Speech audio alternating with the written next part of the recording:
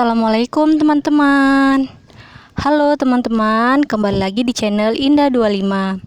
Hari ini Indah akan memperlihatkan gudang barang Indah ya. Sekaligus saya akan mereview warung sembako saya.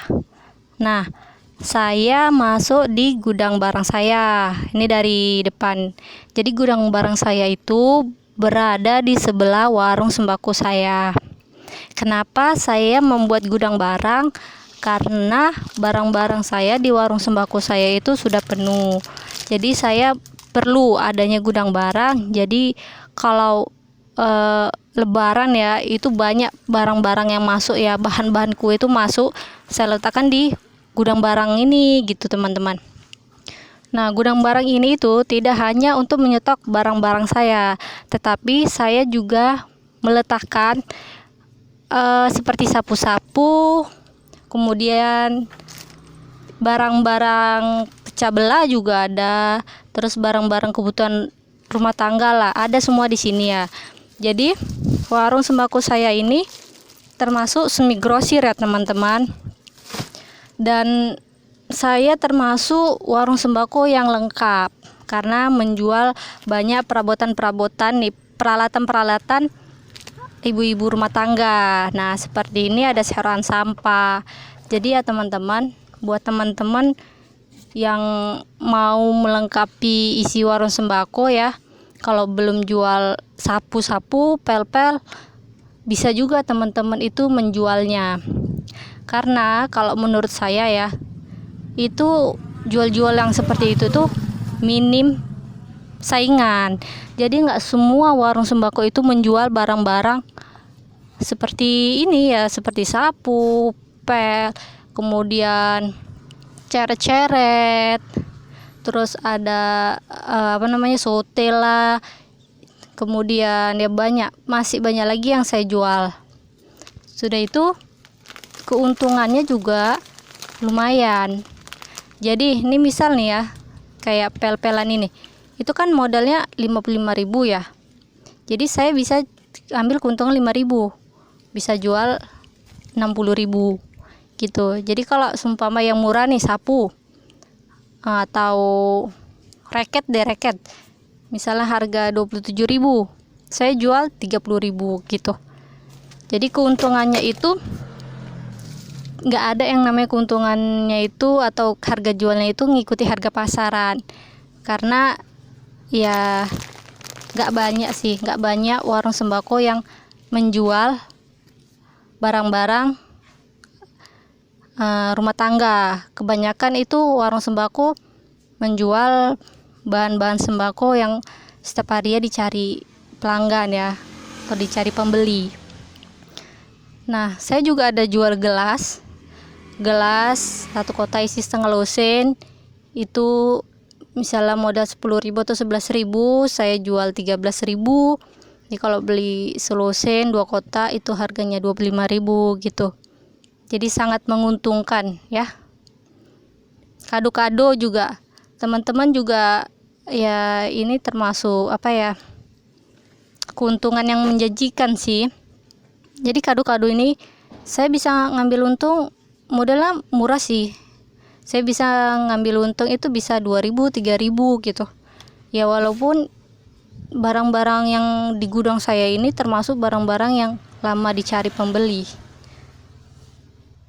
Memang tidak setiap hari pembeli itu membeli sapu, membeli pel-pelan, atau membeli ceret, atau lagi ini membeli saringan untuk gorengan. Tetapi itulah sebabnya kenapa saya mengambil keuntungan itu lebih dari 1.000 gitu.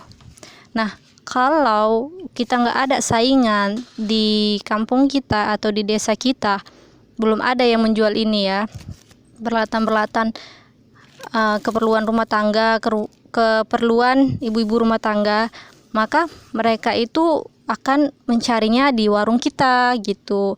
Karena warung kita terkenal lengkap, jadi mereka itu kemana-mana, di mana-mana ya tinggalnya itu pasti larinya ke warung kita gitu. Jadi kalau misalnya nih ada yang mau cari gantungan baju, ya pembeli akan datang ke warung saya daripada mereka beli ke kota atau ke pasar ya, atau ke mana ya, ke grosir besar yang jaraknya jauh. Kalau warung kita lengkap, pasti mereka akan datang.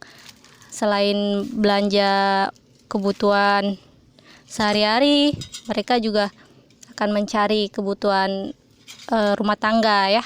Saya juga jual payung lipat, jual gayung-gayung, terus ada saringan santan. Ini kalau pas dibeli orang ya banyak yang beli juga gitu, walaupun gak setiap hari dicari orang, tapi lumayan lah. Ini kayak ada gantungan baju bayi, lumayan ya minim pesaing lah gitu. Keuntungan juga lumayan lah yang kita dapatkan. Jadi kalau orang pembeli udah tahu kita jualannya lengkap, mereka pasti akan belanja di warung sembako kita. Nah, ini juga saya jual pipet, kemudian saya jual ya tong-tong sampah, tong air ya, timba-timba, ember, kemudian masih banyak lagi. Ya, seperti itu ya teman-teman. Kita harus, walaupun jarang dicari orang, nggak tiap hari dicari orang, tapi usahakan warung sembako kita itu lengkap ya. Nih, ini saya jual pot-pot sih. Jadi waktu musim pot-pot itu laris sekali teman-teman, laris sekali. Saya sampai saya pajang. Jadi barang-barang yang lagi viral itu bukan saya taruh di gudang lagi, saya pajang di depan warung sembako saya gitu. Jadi ini karena udah nggak musim ya, stok juga tinggal sedikit, pot saya taruh gudang bersama barang-barang lainnya. Nah, inilah gudang barang saya ya, lumayan lengkap ya, alhamdulillah. Ini awalnya sedikit-sedikit nih, lama-lama menjadi selengkap ini ya. Saya juga jual-jual wajan ya, jual-jual karpet lantai, jual-jual tengkrengan kompor ya, karpet lantai ya. Ini juga saya stok kemarin sih, lebaran semalam. Ini sih saya masukkan di gudang. Jadi gudang ini karena bersebelahan di warung sembako, kalau orang belanja mau melihat gudang saya ya tinggal masuk aja dari pintu samping ini langsung ke warung sembako gitu. Jadi saya kasih aja mereka masuk, mereka pilih-pilih. Nah, ini warung sembako saya. Ya, alhamdulillah warung sembako saya ini sudah saya dan mama saya ngerintis sudah 15 tahunan ya. Dari saya kecil ini warung sembako yang udah dirintis mama saya, kemudian saya terusin usahanya sampai menjadi semi grosir di kampung saya ya. Alhamdulillah sih ini lumayan lengkap ya kalau di warung saya sih. Ini sebenarnya masih bisa dipenuhin lagi ya. Nah, saya gantung-gantung sih barang-barang ini, saya gantung-gantung karena menurut saya walaupun lumayan besar, tetapi kalau nggak digantung-gantung mau saya taruh mana? Kalau saya buat rak-rak semua, takutnya nggak muat kan gitu.